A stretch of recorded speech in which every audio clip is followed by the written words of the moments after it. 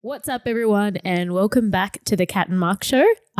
You will notice that I'm doing the introduction this week, which took about 5 takes. But we got there doing very well. Yeah, impressed. It's actually it's giving me a lot of anxiety. Actually, occasionally Mark will just like throw in a pattern in the week.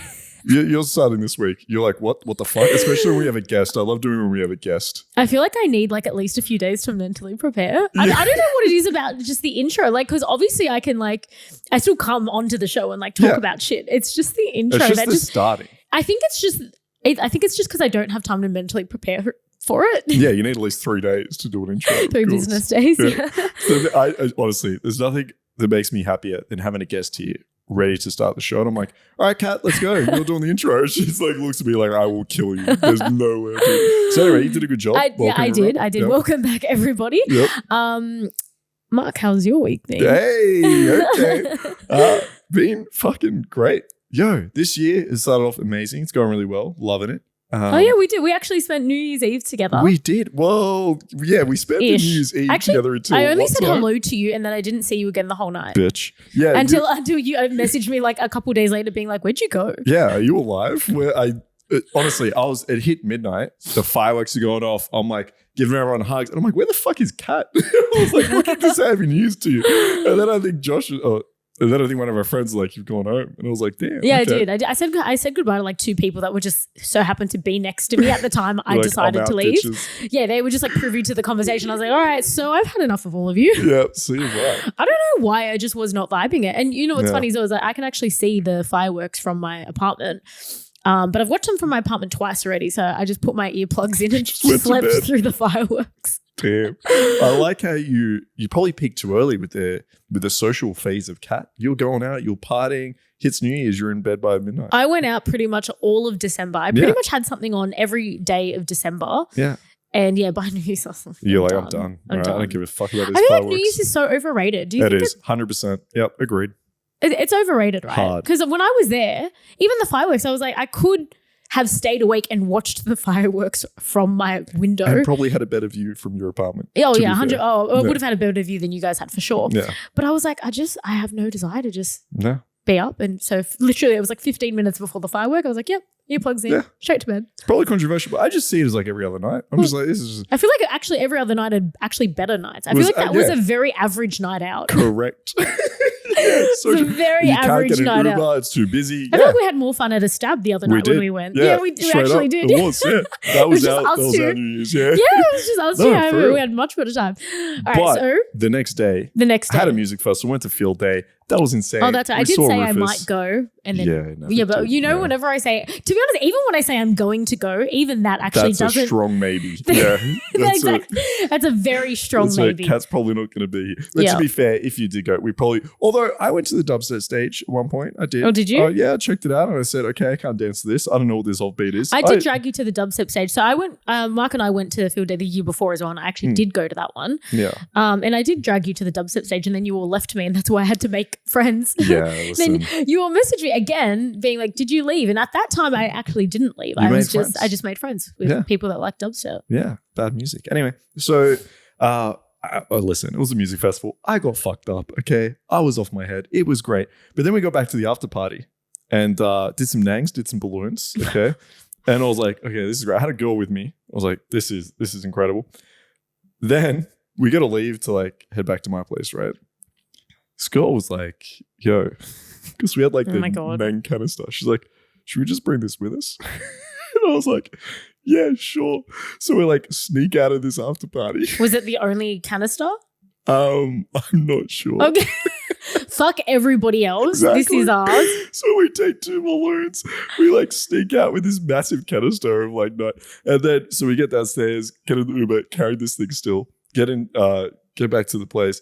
And sex on nangs, hilarious by the way, because you're trying to hold the balloon while you fucking. But doesn't it only last 30 seconds? Yeah, well, the nang, not the sex, but yeah. The nang. Yeah, but it's an incredible 30 seconds, and you have a canister, so you can just reload. Were you mid-sex while doing the balloon? Yes. But okay, you're the guy. How were you thrusting? Struggling. Yeah. I I'm not gonna lie, because there's a part of it where you're like not a really lot of thrusting and trying like to breathe, breathing, and that's like there's a lot of random. coordination. I mean, Yeah. I know from wearing a strap on that just the thrusting itself It's takes tough. multiple like. You know, it's a process. I don't even know where I was going with that. It takes a lot of brain power. It does. Yeah, it's hard to coordinate. Yeah. No, yeah. But so I don't think I could thrust and do anything else at the same time. yeah. Listen, I've had the good thing is I've had some practice with the thrusting part. Okay. So then I just So added that in was the kind main of part. that kind of came easy. Yeah, it came. Yeah, listen, I'm a thrusting expert at this point, and yeah, it was great. So anyway, that's my story. Stealing some nangs, going home New Year's, having a great time. Great start to the year. Great start. But Kat, we're talking about your party phase that maybe peaked a little bit before New Year's. Yeah. But now you're in a bit of an educational self-development phase, it sounds like. I am. I'm actually, yes, in a big, I'm saying self-education. I get like it is self-education, but it's kind of, I guess education in the less traditional sense. So I seen like a reel or TikTok or something with one of the Tates, I can't remember. And I just remember him saying like you should be like to maximize like I guess just your productivity or brain power, whatever.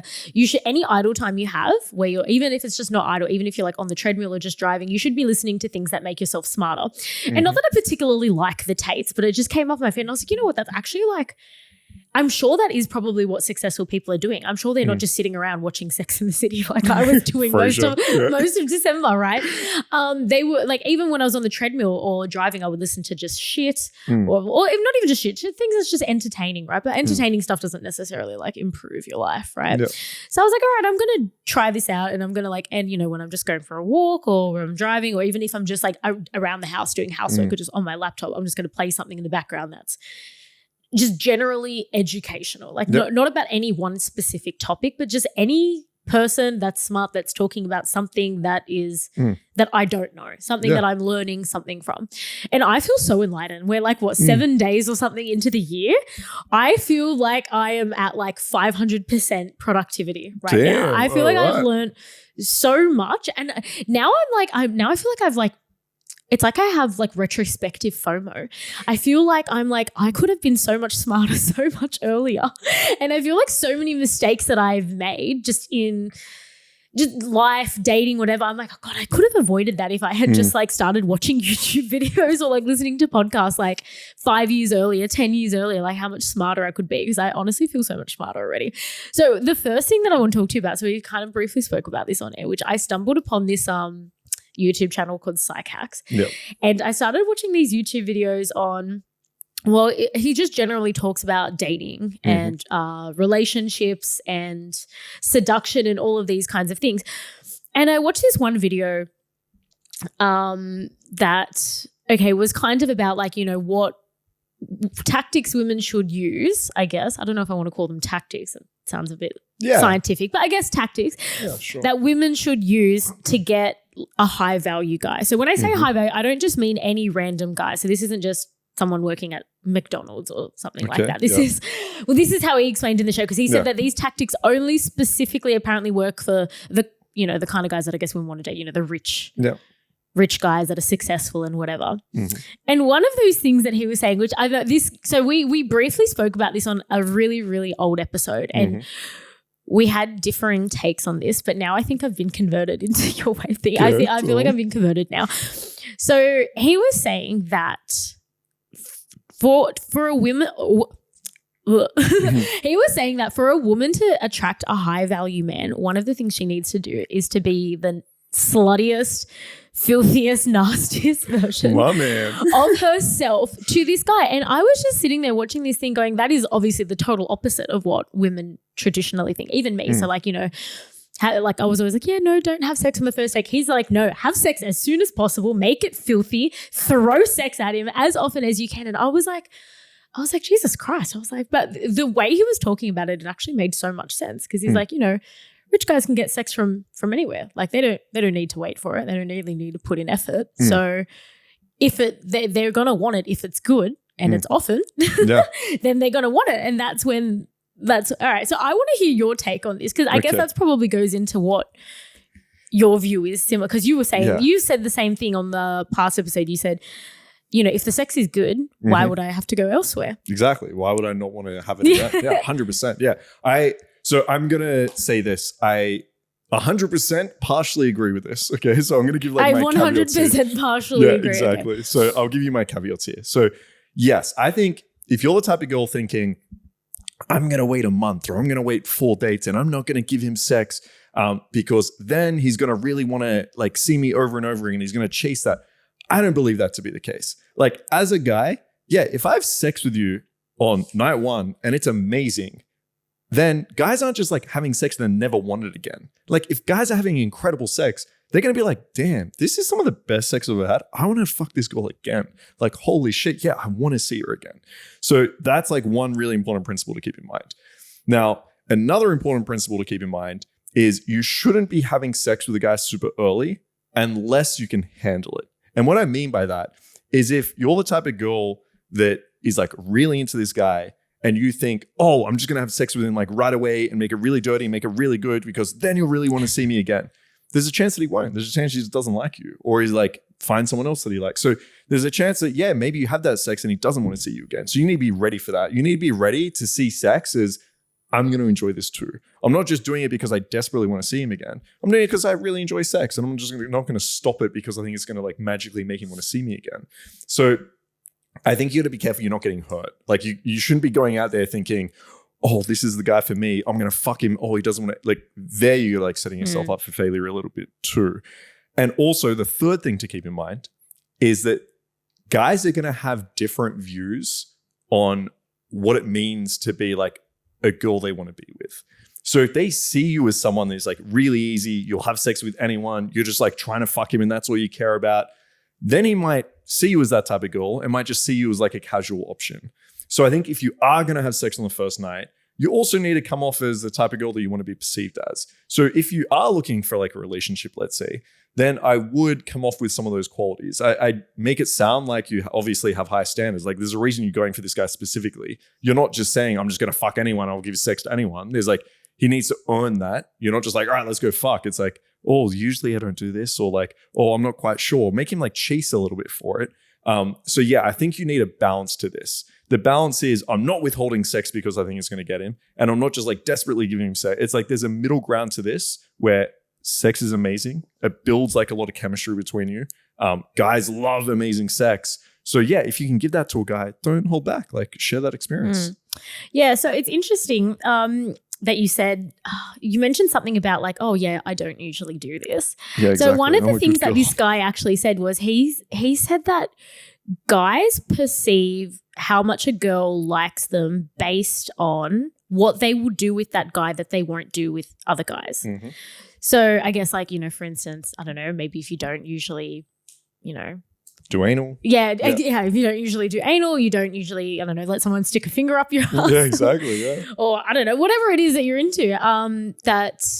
If you're doing things with this person, or I guess, yeah, you know, maybe sending him nudes or whatever that you wouldn't normally do. I guess a normal girl probably wouldn't do that.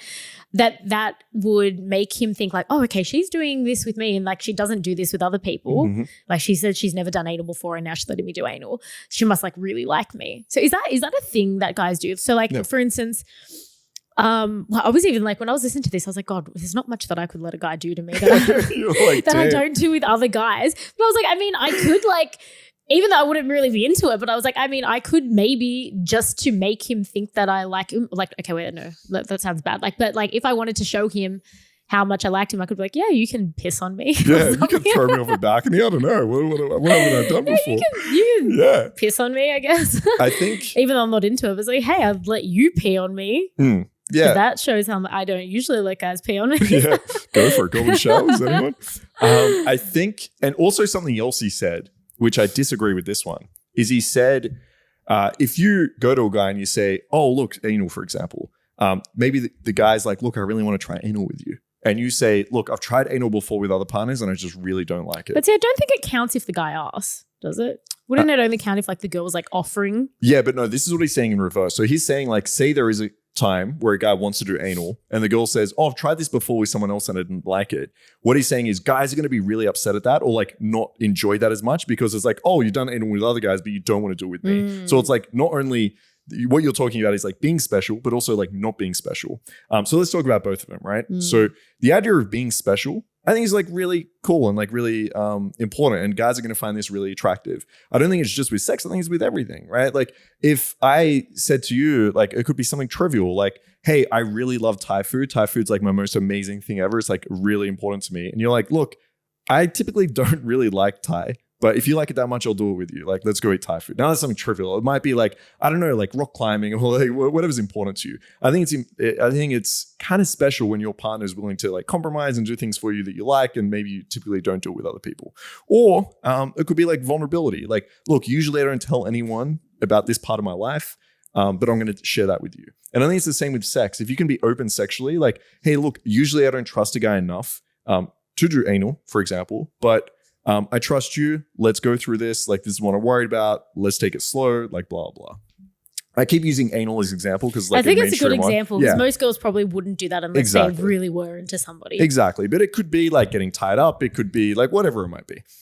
So I think that's important. I'm very careful though of the advice he's giving because what it sounds like, say you're a girl in that example that he gave where you've done anal, it was really bad. The guy was like really rough with you. You really didn't like it. What he's basically saying is like, fuck it, put up with it. Like if you want this guy, you're gonna have to do it. And I don't think that's right. I think like you should just be willing to explore and share certain things with the guy. And so what that can look like for our listeners is you have a conversation with your guy and you're like, hey, what do you like? So for example, with you, Kat, you could just say to your guy like, hey, what do you like? And maybe he says like, I love using toys in the bedroom. And you're like, fuck, I'm so sensitive. I don't like toys. Like that's usually not what I'm going for. But hey, with you, I want to try it, right? If that's what you like, let's do this, okay? So let's find a toy that's like not that sensitive. Have it like off my clit a little bit. And this could be like really cool and something we enjoy together. And ideally what's going to happen then is you can share your fantasies now. You can be like, hey, by the way, this is what I like. And the guy's like, I've never really tied a girl up before, but let's do this together. And so, yeah, I think whenever you can explore with your partner, share your fantasies, whenever you can be vulnerable, it feels really, really nice. I just don't think that you should be like forcing it or doing it like without communication. That's what you got to be really careful of. And I think like the way he's telling people is what I'm worried about. There's going to be a bunch of girls out there that are like, hey, I really don't like to be choked or spat on, but I'll just do it for this guy because I like him. That's not how you want to have sex because eventually you're going to be resentful. You're not going to enjoy the experience. You want to work through this together. Yeah. You know what's actually interesting, which I've noticed like recently, I guess in the last like few months, if I am actually like really into the guy, so usually I don't like anybody touching my clit. I don't really like being eaten out. I don't like people rubbing my clit. It's very sensitive, but I don't mind it sometimes if I'm really into the guy. I don't know why. I feel like it turns me on a bit. I'm like, oh yeah, he's like, I don't know. He's just like getting a handful. Yeah. But like, obviously, like I make them do it like gently. Like I wouldn't like it if they just went ham. But usually I don't like anyone touching it ever. But yeah, if it's somebody that I like, I'm like, yeah, okay, just cuffing handfuls, my junk. Yeah. I don't know. Is that weird? I think that's incredibly normal. I think when you're really into someone, you want to make them happy and you want to see them happy. Maybe I just relax more. Maybe that's what it is. It might be that too. It might be that you actually just do enjoy the experience more. But I find it on the exact same. Like they're going through, if I look at the last few years, there's so many kinks that I've like partaken in that if you ask me what I like, I'd be like, fuck no, what are you talking about? Like you made the joke about like golden showers. But I'm sure if I had a girl that I was really into and really loved to be peed on or some shit, like I'm sure I'd really learn to enjoy that. And yeah, to like watch her enjoy. I feel like part of this is like seeing the other person take enjoyment out of it. Exactly. And which obviously you only care about if you're actually into the person. If you're not into them, you probably don't care if they're enjoying it or not. Yeah. So yeah, I agree with that. There's probably a lot to be said for, as I said, like exploring these kinks with your partner.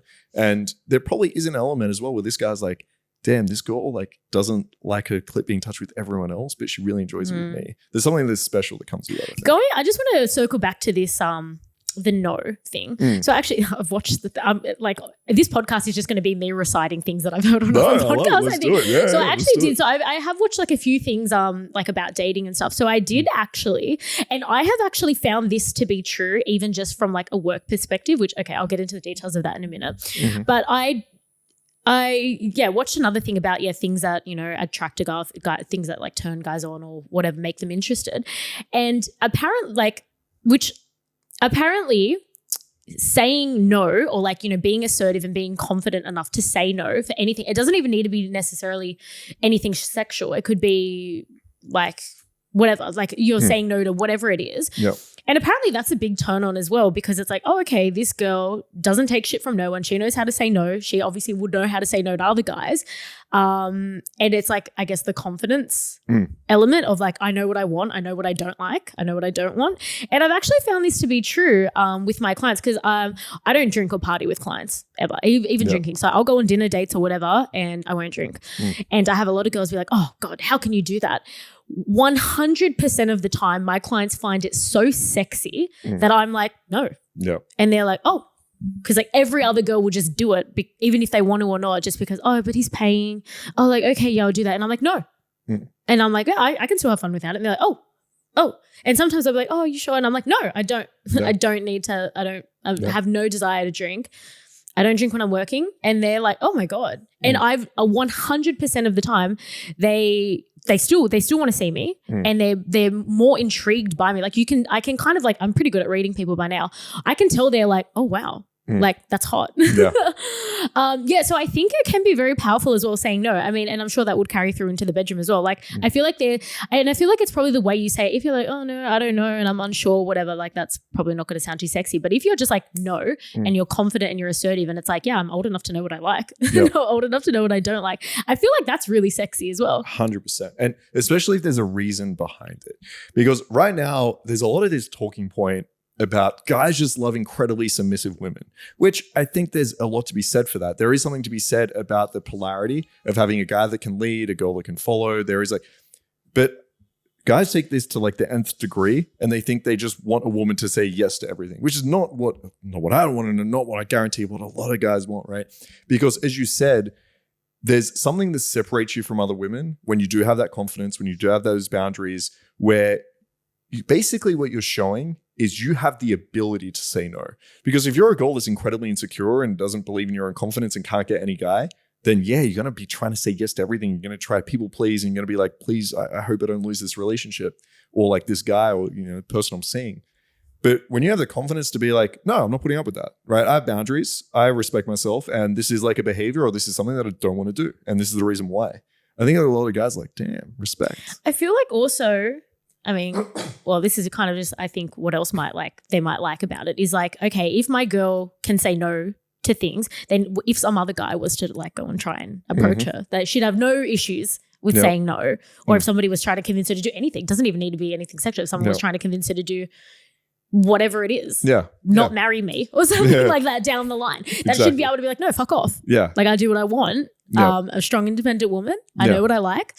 Yeah, there's definitely something to be said about this balance of personality types, because like me personally, I like a super strong woman, right? That can have a career, that can like be a leader within her friendship circle, that can like, I like all these traits, but also like when we're in the bedroom together, she can like fucking look up at me very submissively, follow exactly what I say, like, put a head on my chest and blah, blah. So I like that balance. What I don't like is when a girl is just a pushover and just is like trying to do everything. I find that super unattractive. And I also don't like it when a girl isn't willing to be vulnerable at all. So I think having that balance, at least for me, and I'd argue for like many men out there, is it's very sexy. Very, very sexy. Yeah. I think so too. Yeah, I don't know. I agree. I don't know what this trend is with the very submissive. By the way, I think it goes the same with men. Like I think again, like right now it's like everyone's saying like be dominant, right? Be a leader, be dominant, which is like very important. But I think like once you have that masculinity down, I think there are things that add to that are like really sexy, are going to be what you maybe consider like feminine traits. Like you want a guy that is like super dominant, can like lead a business, can make money, can do all this shit. But then you also like imagine that guy can also listen, right? And he can be like empathetic, and he can be caring, and he can be nurturing, and he can like look after his fucking dog, or eventually kids. Like that's super sexy. Whereas I think like some guys, they see like a man have emotion, like even if it's just happiness, and they're like, no, you should be more stoic. No, you shouldn't show any emotion. It's like, bro, like girls don't find like some robotic dominant guy that attractive. They're going to find that guy that can actually show emotion, be like way more attractive on top of that. I mean, would you agree with that? Like, yep. Yeah. Oh, for sure. Yeah, I think it's... I mean, yeah, every girl does want a guy that is, manly in some respect, can make a decision, can, lead. But then at the same time, every girl wants a guy that knows how to listen. Yeah. Exactly. It's cliche, but it's true. Yeah. We want a man that knows how to listen, that makes us feel heard. I guess that's probably like a better way of saying it, like to, yeah, exactly. Hear what we say to, women complaining about lots of things. I know, I'm a girl. Girls always have something to complain about. It's true. But we want to feel like our complaints or whatever are being heard. Even if it's just something as simple as complaining about our periods or something like that. Exactly. We want to feel like, okay, like you're trying to understand the pain, whether you care or not, but at least make us feel like you're being understanding, right? Yeah. No, 100%. Yeah. So I think it just comes down to balance. And that's the problem, I think, with some of the media right now, or some of like the people that we listen to, is it's never a balance. It's always like 100% like one way or the other. So yeah, like listening to this advice, and just a lot of it's like super helpful and very truthful, but then there's also the balance to that. I want to talk about something else that I see. I actually seen this on Reddit. So not on a podcast, but this popped up. I don't even know how this popped up for me. Which is something called the 666 rule. Yeah. So,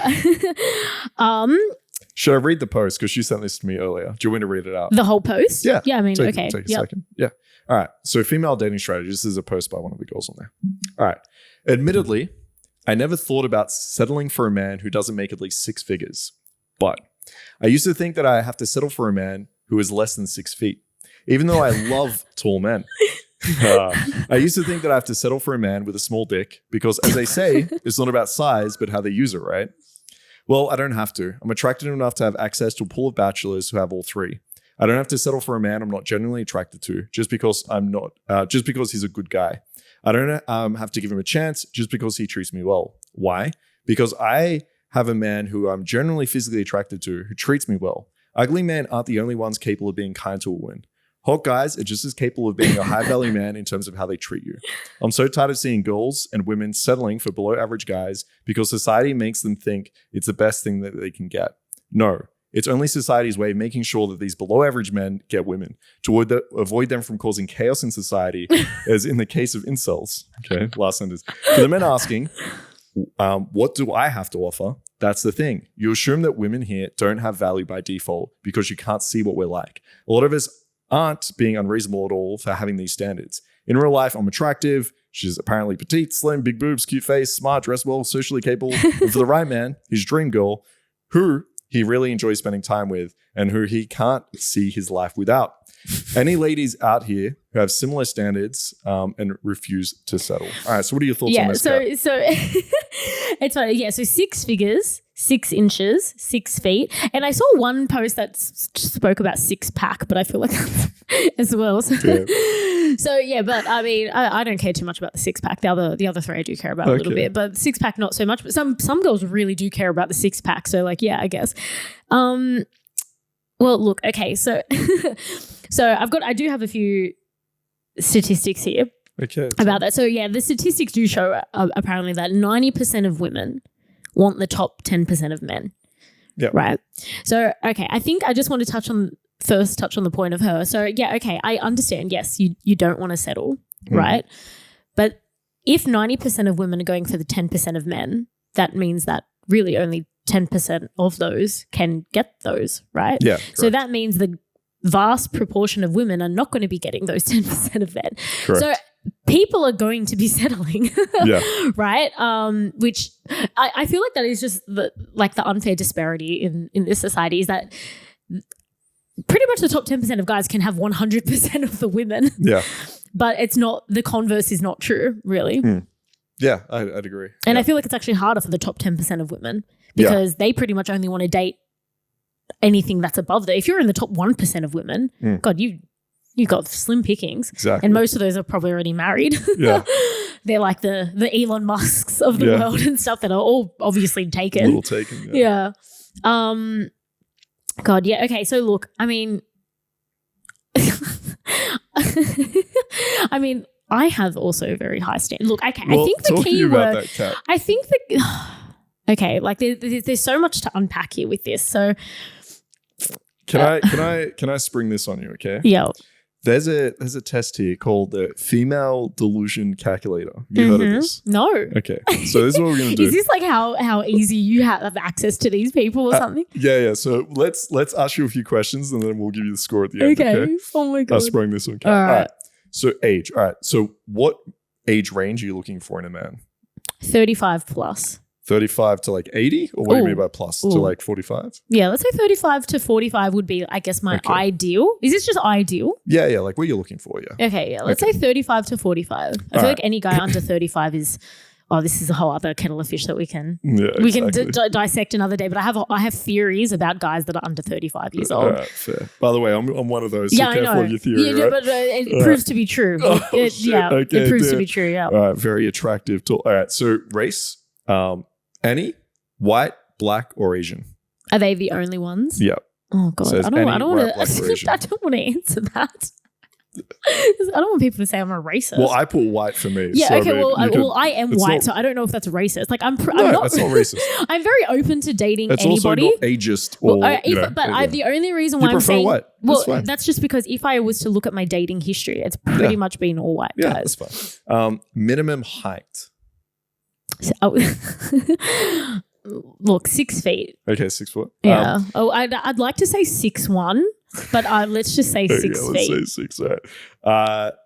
And there's an option here to exclude obese people. I assume you want to exclude obese people. Let's put that. Oh, I don't mind. I don't mind if a guy's a little bit chunky. How obese are we talking? We're not talking overweight. We're talking obese. Oh, okay. Obese let's probably exclude. I mean, because that's not me discriminating against people who are obese, but that would just mean that I'm obviously very into health and fitness. So we clearly do not have a lot of things in common. We don't want any fatties, okay? I'm trying to be politically correct here, okay? We're just talking about preferences. Like, you could say, like, for me, like, I prefer a girl with a big ass and I don't care about tits. Like, it's just preference. That's all it is. Okay.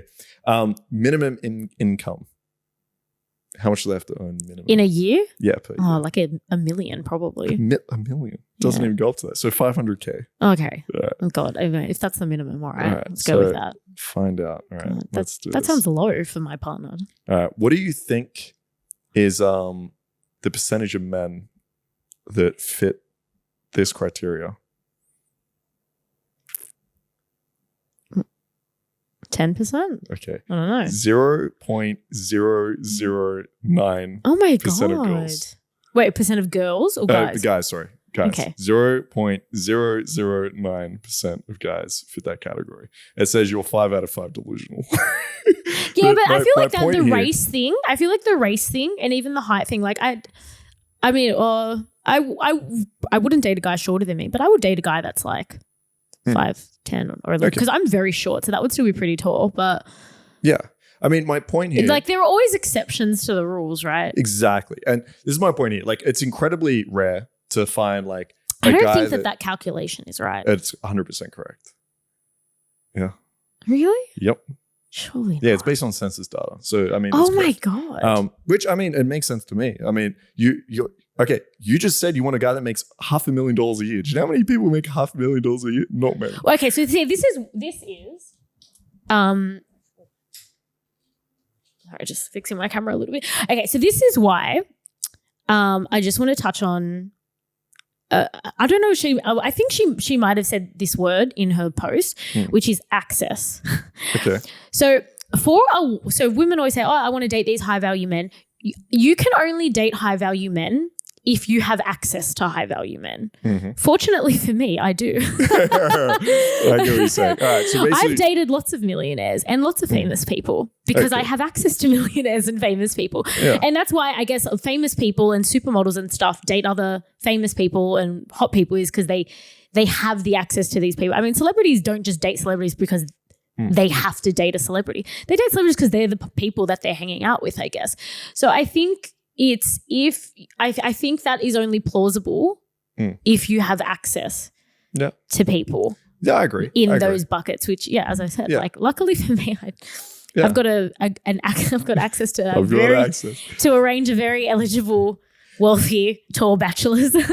So I guess my question would be, these women are basically saying, in terms of settling, these are the three things I look for: height, dick size, and income. What would you consider like important in a relationship that you're going to be in besides these three things? Well, see, even with those three things, like I don't think his dick needs to be huge. It needs to be big enough for it to feel good. Like I've definitely had sex with dicks that were too small, but then I've had sex with dicks that were very average, but the sex was still very great. So I think there is a minimum size, but the minimum size is not like 8 inches or 10 inches or how I guess guys would think that it needs to be.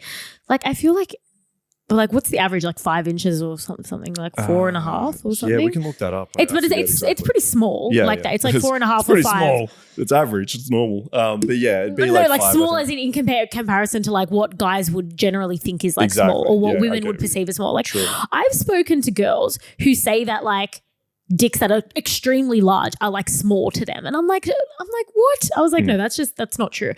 But I guess I might be biased because I've like slept with more guys than I guess some people. Like I have this one friend who I just don't think that she's like, I think she slept with, I don't know, she probably only slept with like 20 or 30 guys. So like it's a bit, but not heaps. And I think that she's just been lucky that every single guy that she's just happened to sleep with has an enormous dick. So what her perception of small is actually extremely large. Yeah. So I guess so that I find that strange. But yeah, as I said, I've slept with guys and I've had amazing sex with guys that have had average or below average. So I don't think that is too important. And same thing with the height thing. I mean, I do prefer taller guys, but I've dated guys that were shorter than 6 feet. Not heap shorter. I feel sorry for guys that are like really short, but like, I mean, I don't think I would fully rule out. I mean, I was dating a guy last year for a bit. It was like last year, the year before, and he was quite short, but he was super rich. So it makes up. And he had a big dick. So he had a massive cock, and he was like a millionaire. He made millions of dollars. So I think that kind of made up for the fact that he was short. So I mean, maybe if you don't have any of them, that might be. That maybe might, but I feel like if you've got maybe a couple, or then they can make up for it. I mean, if you're super rich but you're short and you don't have a big dick, I mean, you're still going to get girls because you're rich. Yeah, I agree. Like, I think I agree with the idea of this post. The idea is that, look, if you got your shit together as a woman and you have a lot to offer, like if you're very attractive, you have like a lot of social intelligence, you know how to be super supportive, you have like good communication style, you have like, if you've got like a lot to offer as a woman, then yeah, you shouldn't settle, okay? But settling doesn't mean you pick 3 superficial characteristics and think I need these 3. Because by the way, like if there's it's going to depend on what you're looking for. If there's a super like Christian girl out there that wants to like settle down in the country and have like, look, I've got these 3 things. 6 figures, 6 foot, 6 inches. I've got these 3. A Christian girl that wants to settle down. Look at you, perfect man. Well, not for this Christian girl, because she'd be settling if she got with me, right? If she was looking for someone that was like really religious and had these like beliefs and blah, blah, blah, she'd be settling hard for someone like me, even though I have these 3. So I think it's important to figure out like what you're actually looking for, because at some point, you're never going to find someone perfect. Everyone has flaws, and you just need to figure out what's A, really important to me to have, and B, what I cannot have definitely in a relationship. And that's where you got to start basing it off. Because by the way, like 6 feet, most women just want someone that's taller than them. 6 inches, most people just want someone they're compatible with in bed. You could have the biggest dick in the world, but if you are really into like BDSM, the girl's not, you're not really compatible. And 6 figures, most girls are just looking for a guy that has like a stable income that they can like live with, right? So yeah, it's going to matter what's important to you. I agree you shouldn't settle, but don't base it off like these 3 superficial things. Like think about what's important to you. Like it might be money. Like it might be a guy that's like really successful. It might be that, you need a guy that has certain like beliefs and goals and blah, blah, blah. So like that's what you should base it off. Yeah. Look, and I think, I think most girls would be happy with all of what you said. I think it only kind of becomes an issue, I guess, depending on maybe how much money the girl makes. For instance, with me, I can't settle for somebody that just has a plain stable income, because I have I make a lot of money. Yeah. I'm not going to say how much on this podcast, but I make like more money than most men. Yeah. So I could date a guy that doesn't make as much as me, but I don't want to. Why? I'm curious. I agree with you. I don't want to be the provider. Yeah. I have dated guys that have made less than me, and I just find it awkward because we can't then do all of the things that I want to do unless I had to pay for it, which I mean I could, but I don't want to. I don't want to have to pay for him for everything, even though I could. I could absolutely like pay for us to go first class flying here all around the world, but I don't want to have to pay for me and my boyfriend to do it. It takes you out of that feminine role. Yeah, bit, I think that deep down I do have some, even though I'm very masculine, I do have some feminine tendencies, especially like with some traditional things as well. Yeah, like I don't want to. I don't want to do that. I don't want to be the breadwinner. Yeah, no, it makes sense. Yeah. And by the way, that comes out in the stats as well. So when we talk about income, it's always comparable, right? So when women talk about income or when men talk about income, it's always comparable. Like typically women just want a guy that makes like more money than them. So yeah, like that's why it's going to depend on like who you are and what you're looking for. So yeah, you shouldn't feel, if you're a girl out there, don't like find the fucking guy of your dreams, okay? Have like this incredible connection with him and then be like shamed into the fact that you're settling because he's not 6 foot, because he's like 5'9" or something. Yeah. And you're like a 5 foot girl and you're like, oh, I wonder what my friends think because he's not 6 foot and I'm settling. Like, no, fuck that. Find someone you're compatible, find someone you have a great time with. If you're having a great time with them, great, you're not settling. If you feel like this is a real shitty relationship but I don't think I can do any better, that's settling. That's the definition of it. So yeah, that's the reason I kind of agree with the post and that you shouldn't settle. I just don't agree with this 666 bullshit, you know? So I read some of the comments on this post. This is another thing that I just want to talk about as well, is, you know, like this is the first time that I've like gone into like the depths of Reddit and started reading all the comments Reddit and stuff. is crazy. I know. So, but actually like there was a few things that were mentioned in the comments that I then, you know, looked into it a little bit on. Yeah, I mean, the Psych Hacks guy does like talk about like this a little bit as well, is so these kinds of men, so men who are 6 foot 6 inches, 6 figures or even more, like so the I guess that what's that would be like a class as like a high value man. What kind of girl are these high value men actually looking for? And a lot of the comments actually said that these guys, like, you know, that are more affluent and stuff, actually do want a girl that not necessarily is like exactly equal to them or whatever, but is somewhat actually also similar to them, like in terms of education or job and money and whatever. And when I started looking into it, this is what I want to know what your thoughts on this is. And so the things that I was looking at is saying like they would actually prefer a girl that is, I guess, of a similar status to them because, well, one, then they would understand, you know, things about the business. Like, you know, if a guy's making lots of money, he's obviously, he has to work a lot. He probably has to travel a lot. Probably doesn't have as much time to devote to her as any other, like a normal guy. So any girl that's probably, you know, a little bit established would get that. And also if she's, I guess, of a similar socioeconomic background, like if she's also from like an affluent family, whatever, depending on the guy's family or social circles or whatever, they would, I guess, assimilate into the same friendship groups or they like going to the same places, like they probably go frequent the same bars or the same yacht clubs or whatever it is. And then if they've got, you know, university degrees or whatever, then they can hold their own in conversations with their business partners or whatever if needed. What's your thoughts on this? Are like more affluent high value men going for high value women, or which I guess the definition of a high value woman is probably a bit different, but are they going for more educated, I guess more established, accomplished women? Yeah, it's going to depend on where they came from, because what it comes down to most of the time is compatibility is what you're speaking about. So if you have a guy that is, you know, we say high value, if you have a guy earning a lot of money, is very successful in his career, then if he has come from a family where it's been very similar, like it's a very affluent, as you said, where, you know, everyone from that family has like their own businesses, their own money, everyone's like well off, they're in like gated communities, they go to like really good schools, then typically they're looking for partners that their parents are going to approve of. They're looking for partners that, again, have that compatibility. So 100% yes. They look at, typically what you'll find is, similar education backgrounds, similar like family backgrounds, things like that. Now, the only exception here is if this guy perhaps came from nothing and then very recently maybe like invested in crypto and now he's like a multimillionaire from like some crypto scheme or some shit. That's probably going to be a little different, where this guy might not be looking for the type of girl that comes from a really good family that is like very affluent, everything you mentioned. That guy might just be looking for like a hot girl that, you know, is what maybe, big tits or something. Yeah, exactly. Hot girl with big tits like everyone else is looking for. So that would be the exception. But yeah, for the most part, people are just looking for compatibility. They're looking for someone that understands them. So yeah, high value guy that comes from like good family, good as in like a lot of money, is probably looking for the same thing. Yeah. Yeah, it was interesting. So I guess girls like me, we've got a chance. Got a chance. No, but something you mentioned before. That are big earners. Yeah, something you mentioned before. And educated. I'm also more educated than most men as well, which again also intimidates some guys. Yeah, and this is what you mentioned before: is being in that top 1% of like education or money as a woman does make it more difficult because it does reduce the dating pool. Guys do prefer a girl that earns less than them. It's just how it is. They do. So the more you earn, sometimes the more difficult it is, or like the less. And guys do get intimidated, right? 100%, because we do want that polarity. We do want to feel like the leader in the relationship for the most part.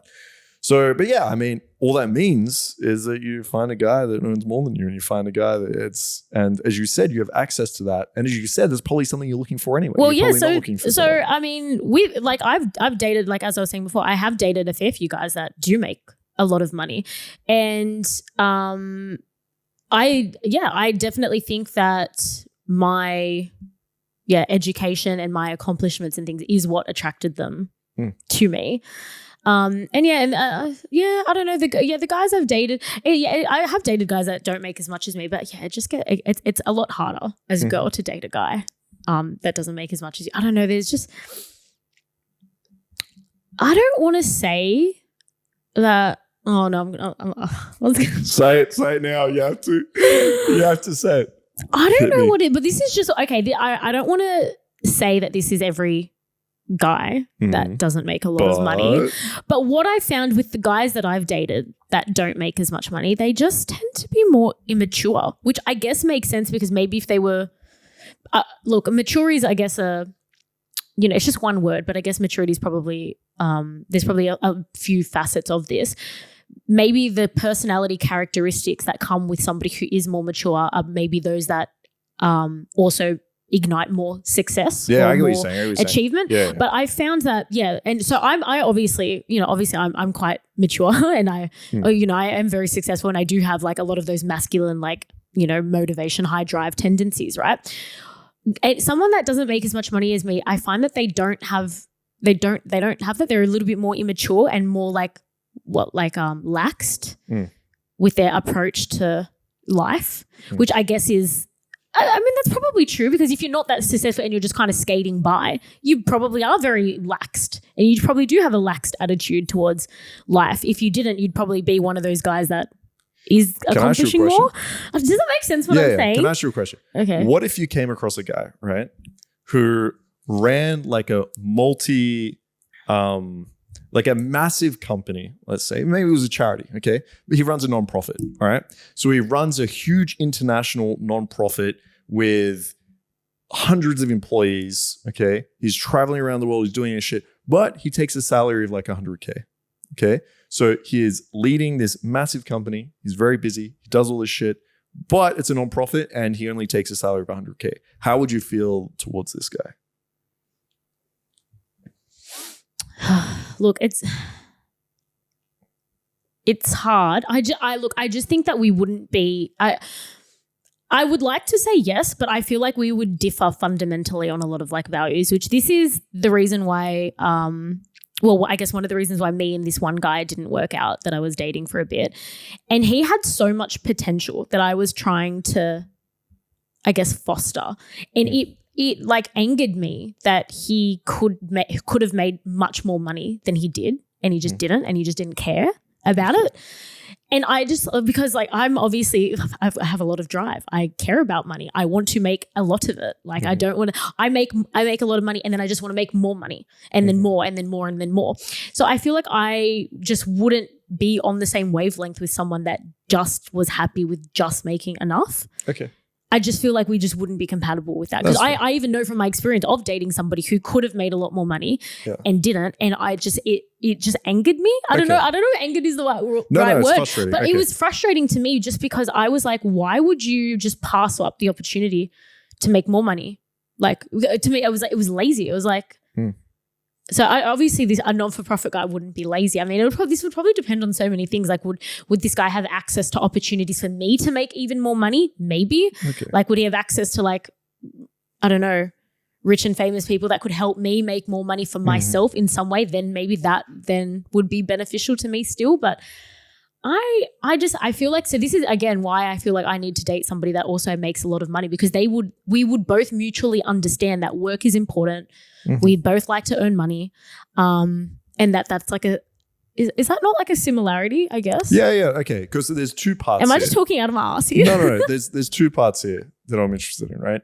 Because one, there's girls that will say, look, I want a guy that makes a lot of money. And usually what they mean is, what you're talking about is characteristics, okay? I want a guy that knows how to lead. I want a guy that is driven in life. I want a guy that is super conscientious.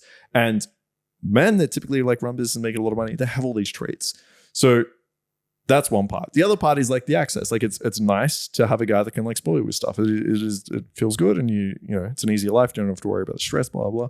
But it seems like what you're talking about, third, is like this fundamental value of, I put like importance on money and income, and I want to build this up, and it's a part of how I see my goals in life. And I do want to build like this wealth.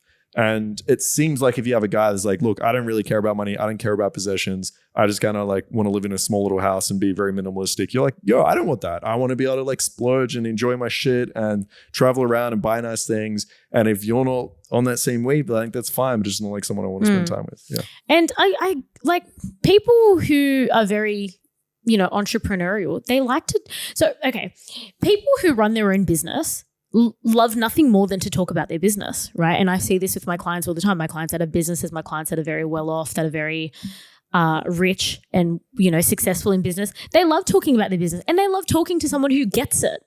And I feel like that's why I probably do attract a lot of these affluent, high value clients, is because they love coming to me and talking to me about business and my business, and we brainstorm business stuff together. We talk about economics, we talk about the market, we talk about world events that's going on and how that's going to impact things. And they love talking to they love talking to a hot girl who gets it. Okay. And same with me. Like I like to pick their brains equally to see what I can learn from them. And they probably, you know, maybe they might not learn as much from me, but maybe they just enjoy having someone to bounce ideas off. And I'm the same with them. I think you know, being like, oh, okay, I might be able to learn something from this person. And then if I was to be dating a guy like this, it's like, oh, okay, we might be able to mutually help each other in business, like maybe, I don't know, do business ventures together. I don't know. But like, you know, there might be potential for each of us to help each other with something. That's how I would say it. And I feel like that's how a lot of like, I guess like more affluent guys see it as well. It's like, oh yeah, I can bounce my ideas off this person, and she's not just there to take my credit card and go for a shopping spree. And I feel like this is again why rich guys tend to maybe want to date maybe more, you know, girls that have maybe done a little bit more, is because of the fact that maybe it's like, okay, a girl that maybe hasn't done as much might just want that guy just so that that guy can buy them things. Like, okay, I want a rich guy so that I don't have to spend any of my money. Whereas if you've got a girl that makes some of her own money, it's like, okay, I obviously don't need you to buy things for me. It's like you'd be buying things for me because you want to, right? Not out of necessity for me not being able to afford things. Okay. Yeah, it goes back to compatibility. Yeah. Okay. All right. Should we end this off with a sex fact of the week? Do you have one? Yep. Oh my God. Okay. It's just what we went back to before. So average dick size. Okay. According to this research study. Wait, no, I think haven't we mentioned probably, this one? But we're gonna redo it. Okay, since Mark's doing his own little sex fact cameo. All right, here we go. So what did you think it was? I thought it was 4.5 inches. 5.1 inches average. Okay. Yeah.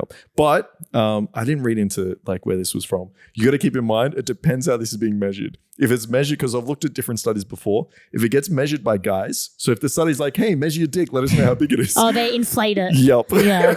But if you, there's some studies where they just got nurses to like measure the dick, which would be a very interesting study. I don't know how that works. Yeah, hey, can you get hard and come out here? Because we're going to measure your dick. Yeah. So super interesting. That would be very, I hope they got paid a lot for that. Like, exactly right. Like you just sit here, just like keep stroking it while this nurse just comes in with a ruler. Measuring. So the ones where it gets measured by a third party, they always tend to be a little bit smaller. Okay, so what's the one that was measured by a third party? Well, was I'm it not sure. 4.5? I haven't gone in. This is just the first thing that came up, but 5.1. Because like you always, you see it all the time, especially like I remember back in the day when guys used to send dick pics and stuff. They would like pull the skin all the way back like into their pelvis to like elongate it as much as they could. Yeah. When it's like, obviously it's not like that. It's not pulled back like that. It's like they're measuring from their belly button like down. It's like, no, your dick doesn't start there. Okay. It's interesting measuring techniques, I'm sure, when it's self-done. But yeah, there you go. So 5.1. That's my sex fact since we spoke about it a second ago.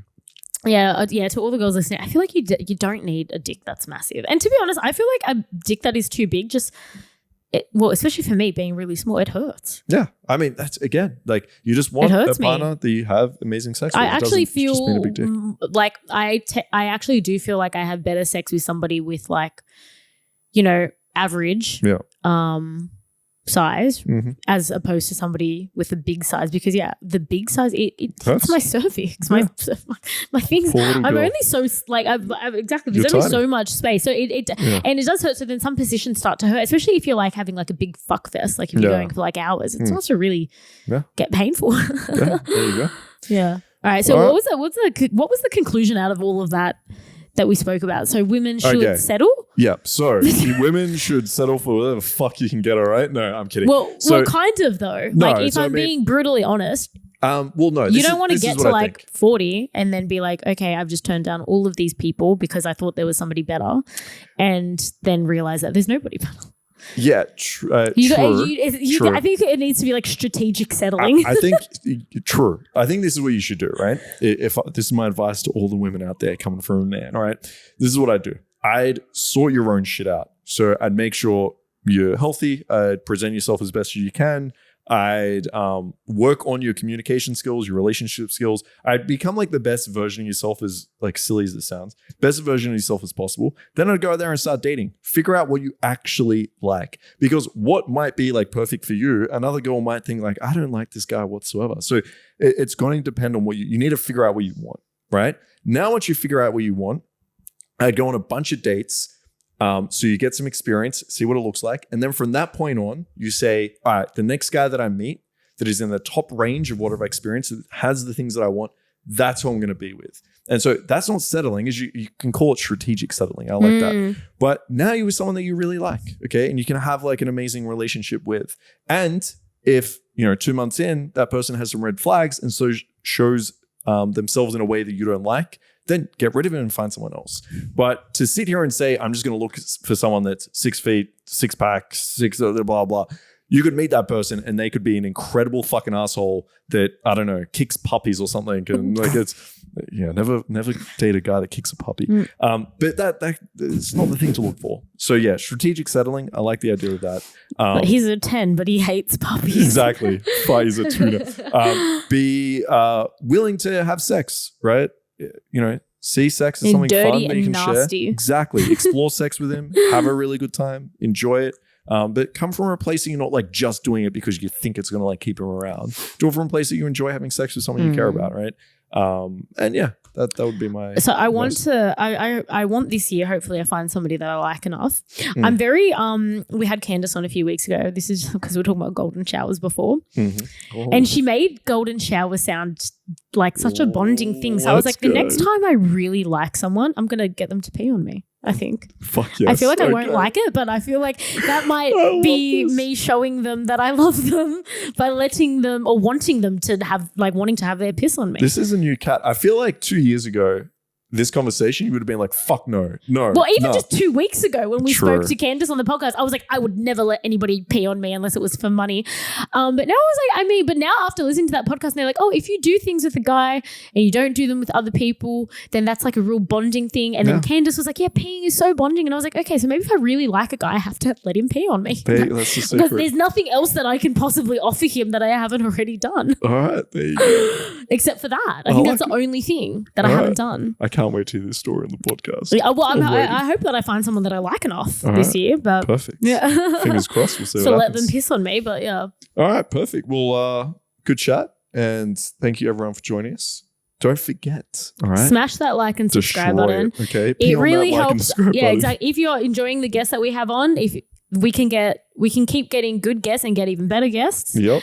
Only if you hit that like and subscribe button. Exactly. Helps the channel grow. So that we can keep pumping out good content for you all. Exactly. Pumping it out. All right. Pumping. Love you all. See you next time. Bye.